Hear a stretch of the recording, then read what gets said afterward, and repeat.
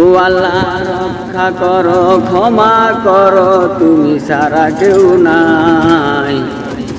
আল্লাহ রক্ষা করো, ক্ষমা করো, তুমি ছাড়া কেউ নাই।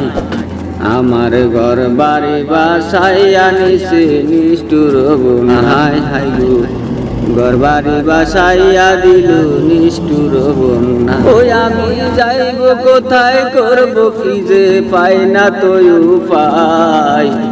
ঘর বাড়ি বাসাইয়া নিল নিষ্ঠুর বন্যায়।